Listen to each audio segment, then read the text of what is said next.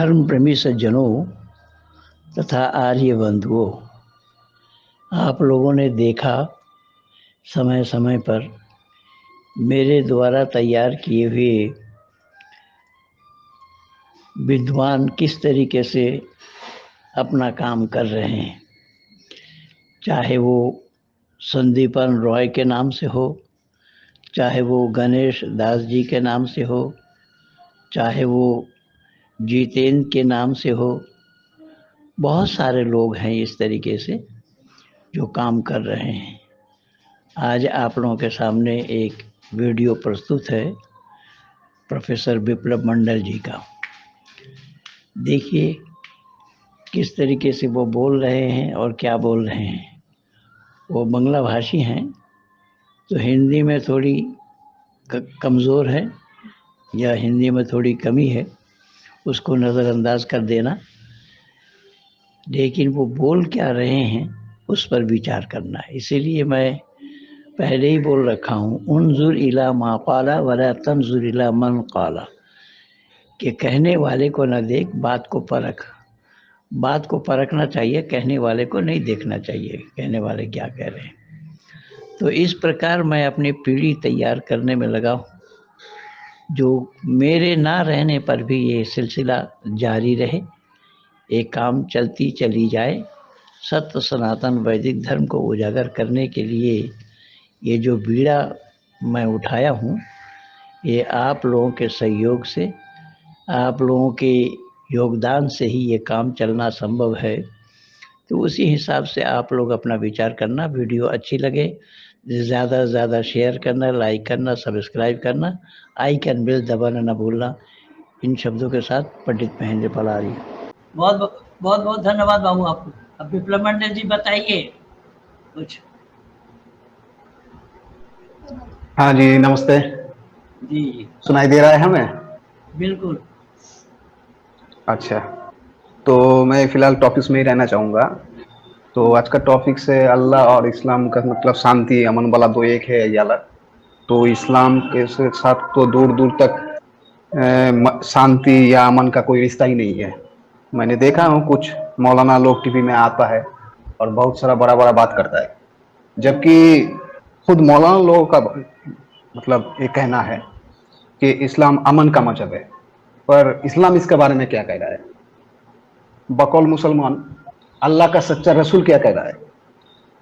एक हदीस का किताब है जिसका मुसन्निफ है इमाम मुहीउद्दीन हिया अन-नववी, जो इमाम अन-नववी के नाम से मशहूर है, जिसने सही मुस्लिम का शरह किया। तो उसका एक हदीस का किताब है रियादुस सालेहीन।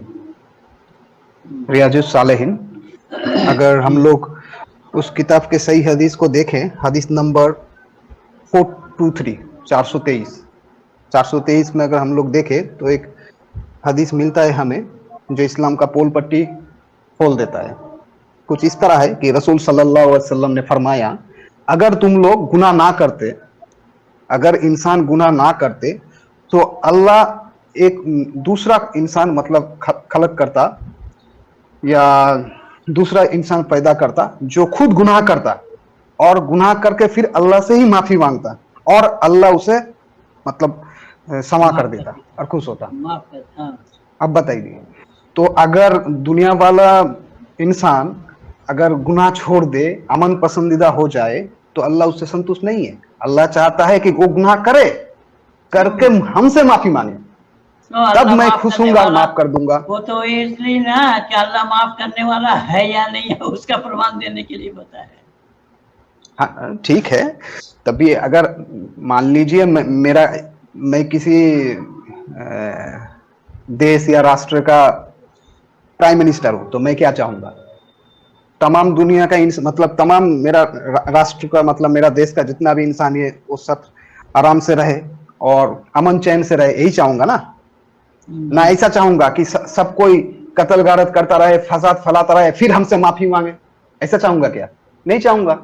अगर ऐसा चाहने लग गया तो मुझे क्या, इस्लाम वाले तो यही अमनदीदा से जुदा अमनदीदा ही रहे हैं ना। ठीक है, तो अमनदीदा मुझे पीएम कहेंगे या कुछ और कहेंगे? तो अल्लाह को तो अमन चैन तो पसंद नहीं है। अगर अमन चैन पसंद होता तो अल्लाह तो पहले बारी में खुश हो जाता, जो चलो यार सब के सब मतलब गुनाह से पाक हो गया है, तो अल्लाह उससे खुश नहीं है। अल्लाह किससे खुश है? कि वो गुनाह करे, करके फिर माफी मांगे, तब अल्लाह खुश होता है। तो इस्लाम के साथ दूर दूर का अमन का कोई रिश्ता नहीं है। अगर कोई मौलाना हमें साबित कर दे कि इस्लाम अमन का मजहब है, तो मैं उसी टाइम उसके हाथ में बैत करने के लिए तैयार हूँ। और दूसरा बात, अगर ये लोग इतना ही कह रहा है कि इस्लाम अमन का मजहब है, तो आज का जमाने का बात छोड़ दीजिए, ये लोग हमें सिर्फ यही कह दे। कुरान में अल्लाह ने फरमाया कि मुसलमान आपस में बहुत नरम दिल होते हैं और काफिर के बारे में बहुत सख्त दिल होता है। यानी मुसलमान आपस में बहुत रहम दिल होते हैं, और जब बारी आए काफिर के तो बहुत सख्त होते हैं। क्या कुरान का अल्लाह का ये बात सही है? जबकि बाद में अल्लाह पकड़ा गया, जब बाद में पूरा टटोला गया तो अल्लाह तो फंस चुका है इस बात में, अल्लाह का झूठ तो पकड़ा गया। और अगर अल्लाह का ये बात सही है तो मुसलमान हमें जवाब दे कि जब रसूल का इंतकाल हुआ 3 दिन तक रसूल का लाश ऐसे ही पड़ा रहा, और उधर सहाबी खिलाफत को लेकर अपने में लड़ना चालू कर दिया। तो वो सहाबी कौन था? जब रसूल हजरत फातिमा तो जहरा को बाग फदक लिख कर दे दी, तो उस बाग को छीनने वाला कौन था? सरदार खातून जन्नत हजरत फातिमा के ऊपर जलता हुआ दरवाज़ा फेंकने वाला, जिसके कारण हजरत फातिमा के पेट में रहने वाला बच्चा जिसका नाम मोहसिन था, वो शहीद हो गया। बाद में हजरत फातिमा का भी इंतकाल हो गया। तो हजरत फातिमा को कत्ल करने वाला कौन था? हजरत अली करीमुल्लाह वजहुल करीम के गले में रस्सी डालकर खींचने वाला कौन था? कोई काफिर था या मुसलमान? जवाब हमें दीजिए। हजरत उमर को कत्ल करने वाला कौन था? किसने कत्ल किया था हजरत उमर को? वो दोनों कौन था जिन्होंने हजरत उस्मान को कत्ल किया? वो भी सबके सामने कत्ल किया। कौन था वो? काफिर या मुसलमान? कौन था वो इंसान, और किसने उन्हें मस्जिद कूफा में घुसने की मदद की? कौन था वो इंसान जिसने हजरत अली को नमाज पढ़ते हुए कत्ल किया?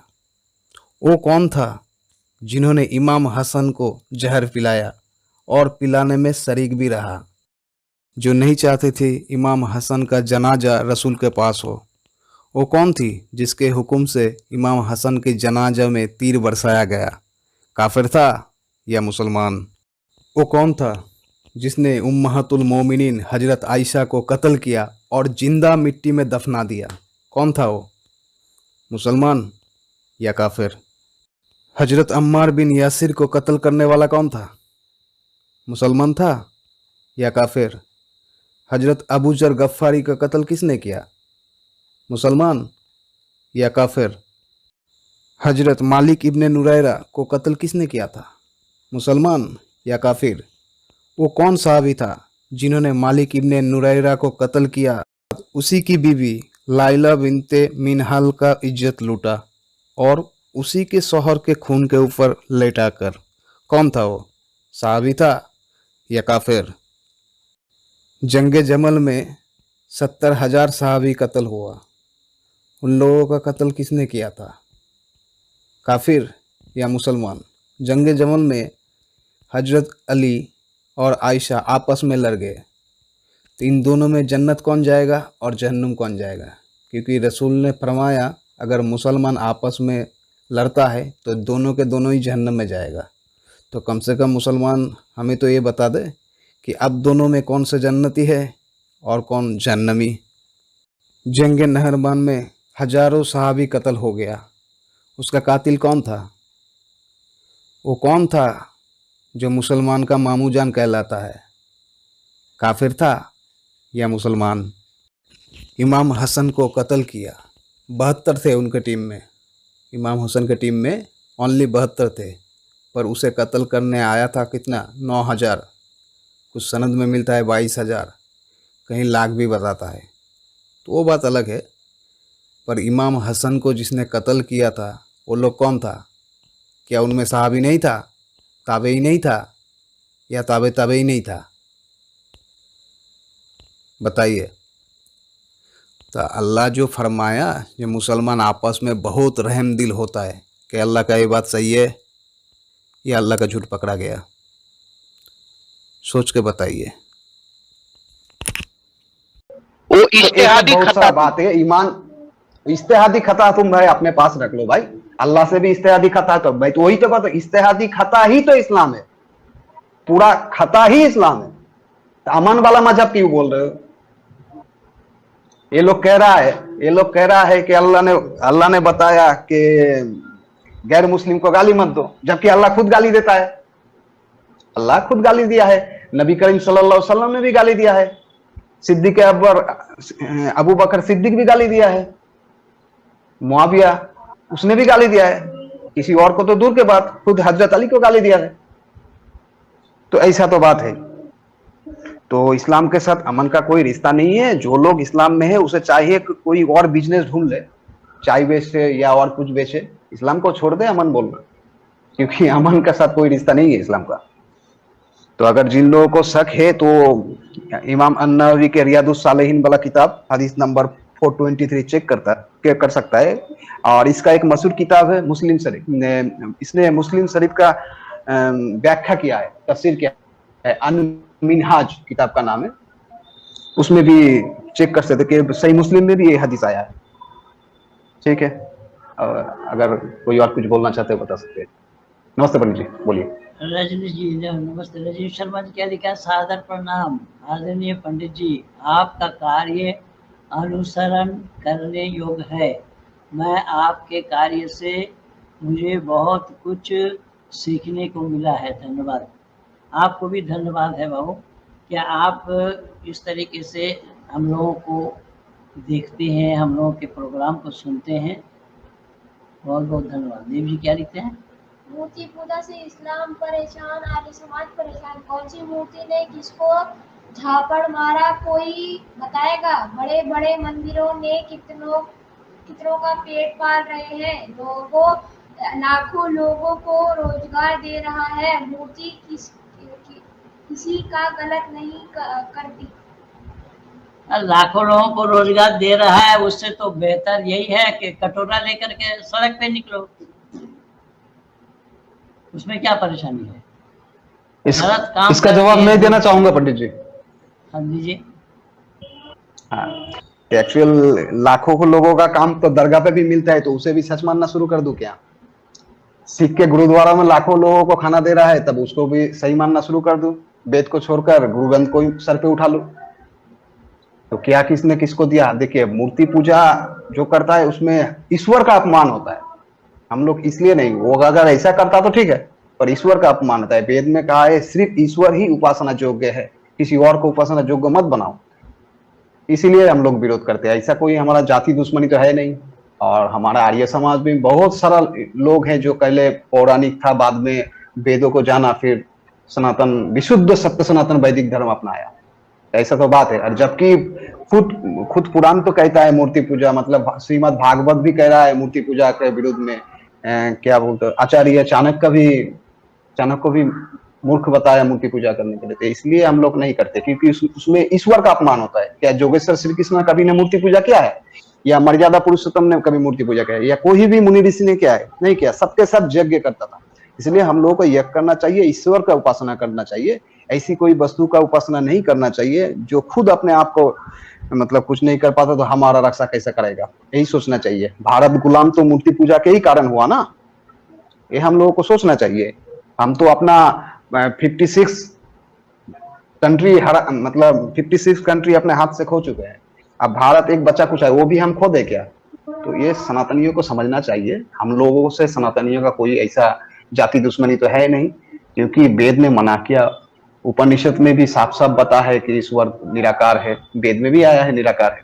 तो ऐसे बहुत सारा बातें हैं। इसलिए हम लोगों को साथ मूर्ति पूजा का कोई शत्रुता है नहीं, क्योंकि दयानंद सरस्वती ने ही तो एक शिव मंदिर से ही सत्ता प्रकाश को लिखना शुरू किया था।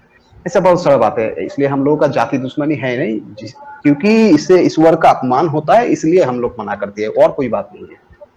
और अगर इससे कुछ लोगों को फायदा मिले तो सबको ही तो फायदा मिलता है, इसलिए सबको ही सही मानना शुरू कर दो। इससे पहले एक कमेंट आया था जो कह रहा है कि मूर्ति पूजा का विरोध ना करिए। तो भाई इस दिन तो इस्लामी लोग बोलना शुरू कर दे, इस्लाम का विरोध मत कीजिए, बुद्धिस्ट लोग भी कहेगा हम लोगों का विरोध मत करिए। तो हम लोग किसी और का विरोध करते नहीं, हक और बातिल के लिए बात करते हैं, असत्य का विरोध करते हैं। हो गया है।